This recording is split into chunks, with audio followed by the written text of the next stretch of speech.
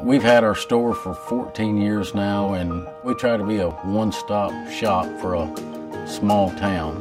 Sometimes it is a social gathering place. A lot of weather's talked, cattle prices, grain prices, equipment's a great place. Lots of good, honest, hard-working people.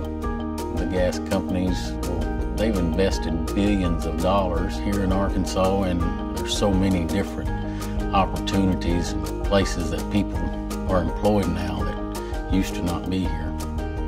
With the natural gas industry here in Arkansas, it's just really helped us at the store locally, and also, it's helped here on my farm as well.